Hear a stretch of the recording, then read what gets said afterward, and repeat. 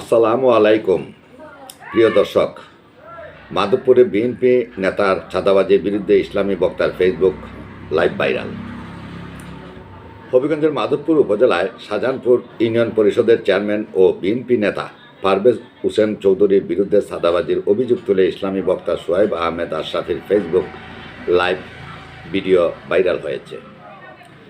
গতকাল সোমবার 6 জানুয়ারি দুপুরে পোস্ট করা এই লাইভ ভিডিও মাত্র 1 ঘন্টার মধ্যে 2 লাখেরও বেশি ভিউ হয়।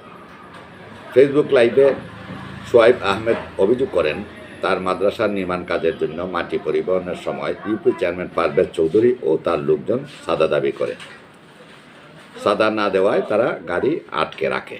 তিনি বলেন, দেশবাসী দেখুন, এই অন্যায়ের বিচার করুন। আমি আগেও এমন চাঁদাবাজির শিকার হয়েছি, এবার তা আর সহ্য করব না। এ বিষয়ে ইউপি চেয়ারম্যান পারভেজ হোসেন চৌধুরী বলেন, আমি ঘটনাস্থলে ছিলাম না। আমার সম্পদপুর মৌজায় বালুর লিজ রয়েছে, কিন্তু ফসলি জমি থেকে মাটি কাটা আইন বিরোধী। বিষয়টি খতিয়ে দেখছি। উপজেলা ভূমি অফিসের তহসিলদার সুহেল মিয়া জানান, সম্পদপুর মৌজায় সরকারি নদীতে লিজ দেওয়া হয়েছে, তবে মাটি কাটার কোনো অনুমতি নেই। ইউপি চেয়ারম্যান বা তার লোকজনের এ কাজ আটকে দেওয়ার এখতিয়ারও নেই।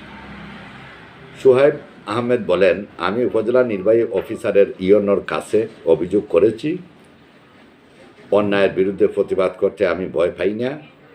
ফেসবুক লাইভও ছড়াবো না। ঘটনাটি স্থানীয় এলাকাবাসী এবং সামাজিক যোগাযোগ মাধ্যমে ব্যাপক আলোড়ন সৃষ্টি করেছে। বিষয়টি সুষ্ঠু তদন্ত ও বিচার দাবি করেছেন ভুক্তভোগী এবং সাধারণ জনগণ।